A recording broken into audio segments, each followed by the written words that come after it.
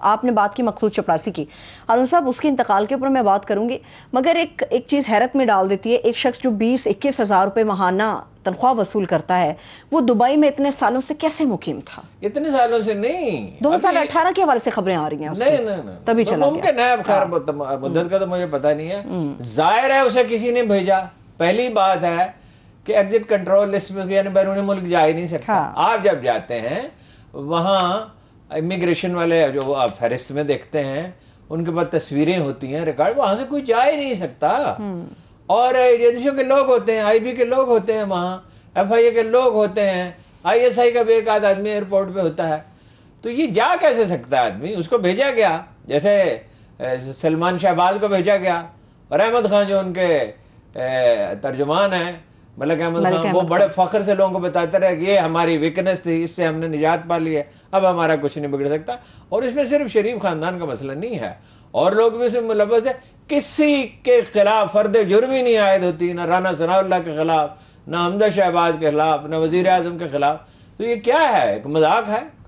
اور یہ کوئی کروڑوں دفعہ یہ بات دہرائی جا چکی ٹیلی ویژن پر، اخبارات میں، اللہ کے رسول صلی اللہ علیہ وسلم نے فرمایا کہ وہ قومیں تباہ ہو گئیں جو اپنے طاقتوروں کو صدا نہیں دیتی تھی اور کمزوروں کو دیتی تھی۔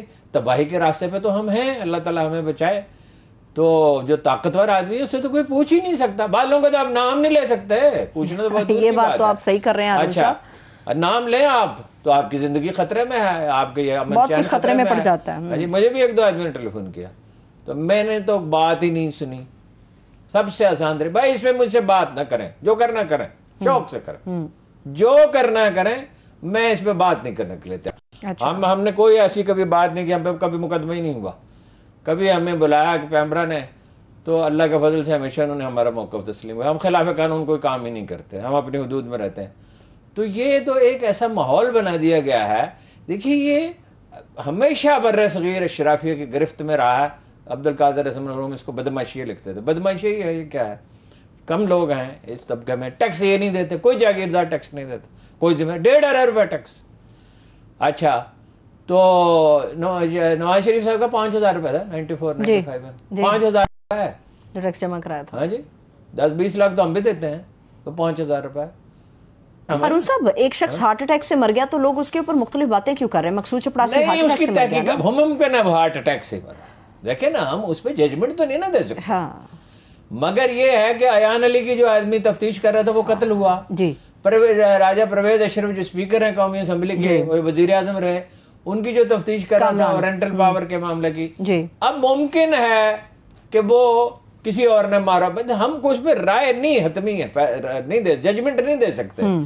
ہم یہ نہیں کہہ سکتے کہ لیکن رضوان ایف آئی اے کے ڈاکٹر رضوان، اچھا بھئی یہ کوئی ہسٹری نہیں ہے ان کی دل کے مرض کی، تو تفتیش تو ہونی چاہیے نا۔ تفتیش کے بعد اگر یہ ثابت ہو کہ کسی کا کوئی قصور نہیں ہے تو ٹھیک ہے۔ ایک اور بھی کلیم سامنے آ رہا ہے کہ مقصود چپراسی کی وفات ہوئی 7 جون کو، اور آج 9 جون کو یہ خبر سامنے آ رہی ہے کہ مقصود چپراسی دبئی میں انتقال کر گئے۔ ظاہر ہے وہ تو چاہتے ہوں گے نا چھپی رہے بات، یہ تو اس میں قسم نہیں، کیا بات ہے اس میں؟ دیکھیں نا، ہر آدمی ضیاء الحق کی تفتیش نہیں ہو سکی۔ میں وزیر داخلہ صاحب سے ملا، اسلم خٹک صاحب سے، جو ضیاء الحق کے وزیر داخلہ تھے، تو میں نے ان سے پوچھا کہ کتنی دیر کام ہے، کہ نیازی صاحب تھے ڈی ایس پی، ان کو نواز شریف نے لگایا تفتیش پہ، اور ایئر فورس نے بھی اپنے طور پہ تفتیش کی، اور باقی اداروں نے بھی کی۔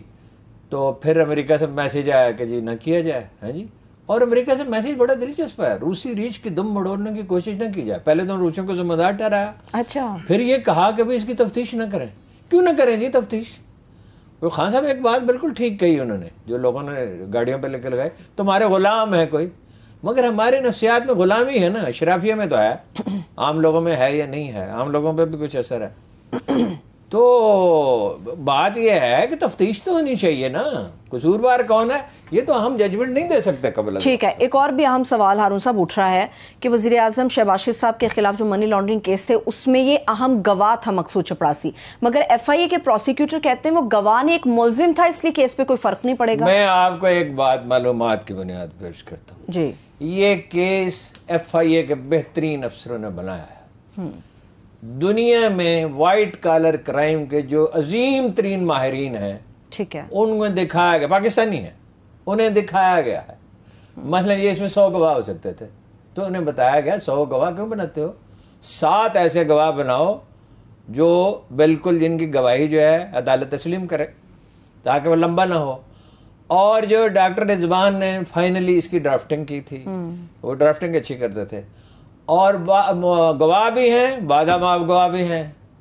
اور کیوں نہیں ڈیلے کیوں ہو رہا ہے؟ اس لیے وہ تو اسٹیبلشڈ ہے, اب فیصلہ تو جو عدالت کرے گی وہی کرے گی. ٹھیک ہے, اس کے مرنے سے یہ واقعہ نہیں ہے. اول تو کل سپریم کورٹ میں دیکھیے نا, سپریم کورٹ نے تو نوٹس لے رکھا ہے کہ جی یہ ایف آئی اے میں تبادلے کیوں ہوئے, کسی کو کراچی بھیج دیا ہے اور کوئی ایک آدمی کی ڈیتھ ہو گئی ہے اور کچھ لوگوں کے تبادلے اور جگہ پہ ہو گئے ہیں. تو اور ایف آئی اے کے چیف نے کہا انویسٹیگیشن کرنے والے سے, کیا نام تھا ان کا, کہ جی ایک ملزم وزیر اعلیٰ ہو گیا اور وزیر اعظم ہو گیا, دوسرا وزیر اعلیٰ بننے والا. تو یہ سپریم کورٹ دیکھ رہی ہے نا, تو ساری ذمہ داری سپریم کورٹ کی ہے. اور اگرچہ حکومت تو کوشش کرے گی اس کو سبوٹاج کرنے کی, ٹھیک ہے, لیکن یہ ہے کہ یہ اس طرح کے واقعات ختم نہیں ہو سکتے, یہ ہمیشہ باقی رہے گا, اجتماعی قومی یادداشت میں باقی رہے گا اور اسے چھٹکارا انہیں نہیں ملے گا. ٹھیک ہے ہارون صاحب, وزیر اعظم شہباز کبھی نہ کبھی قیمت ادا کرنی پڑتی ہے, یا مقافات عمل کی دنیا ہے, کو اللہ تعالیٰ نے اپنی دنیا شیطان کے حوالے نہیں کر دی. صحیح, بلا شبہ. ہارون صاحب, شہباز شریف صاحب کے وزیر اعظم صاحب کی بات ہو رہی ہے, اس بات میں کوئی صداقت ہے؟ احد چیمہ جو کئی سال جیل میں رہے, پھر انہوں نے کہا میں واپس آنے کے بعد کنارہ کشی اختیار کر لوں گا, اب شاید انہیں نواز دیا گیا, کیا ایسی کوئی خبر ہے؟ ایڈوائزر خفیہ تھوڑی ہے, تو ایڈوائزر بنا دیا گیا نا. دیکھیے بات یہ ہے کہ وہ میٹنگز میں کہتے تھے شہباز شریف صاحب کہ میرا بیٹا ہے. ہاں جی, اچھا, حمزہ سے تو ان کی صلح بہت بعد میں ہوئی, حمزہ کو تو ڈسٹنس پہ رکھتے تھے, حمزہ کے ساتھ تعلقات کو ایسے خوشگوار نہیں تھے. یہ میرا بیٹا ہے. اچھا, مطلب کیا تھا کہ جو معاملہ طے کرنا ہے اس کے ذریعے طے کرو. چینیوں کو بھی کہتے ہیں یہ میرا بیٹا ہے. تو وہ تو نہیں چاہتا تھا, وہ تو اس نے جیل میں رہا اور وہ کچھ زیادہ ہوا بھری گئی تھی سر میں, اور لوگوں کے ساتھ اس کا رویہ ٹھیک نہیں تھا. ناصر کھوسہ صاحب, یعنی 3 بھائی ہیں, ایک چیف جسٹس تھے اور ایک یہ اپنا ایف آئی اے کے سربراہ رہے ذوالفقار کھوسہ, اور ایک یہ اپنا, تینوں میں باکمال خاندان ہے, بڑے محنتی لوگ, اور بڑی ترقی کی اور سب کی ریپوٹیشن اچھی ہے. تو یہ جو ہیں انہوں نے کہا کہ میں آپ سے ایک بات کرنا چاہتا ہوں, جو ورلڈ بینک میں جا رہے تھے جس کے وہ ڈیزرو کرتے تھے, لوگوں نے بڑے اعتراضات کیے, میں ناصر کو کہا ویری کمپیٹنٹ پرسن, تو وہ انہوں نے کہا ایک اور بات کرنا چاہتا ہوں. تو میاں نواز شریف صاحب نے کہا کہ آج چیمہ کے بارے بات نہ کریں میرے سے. ابھی انہوں نے بات نہیں کی, یہ اس کے ان کے ایما پر یہ چین بھی جاتے تھے. بیوروکریسی میں کہا جاتا ہے کہ سارے معاملات کو احد چیمہ صاحب بھی دیکھ, اور بھی بہت سے معاملات, ابھی تھوڑے دن ٹھہر جائیں, ایسے ایسے انکشافات ہوں گے کہ آپ حیرت زدہ رہ جائیں گے. ٹھیک ہے.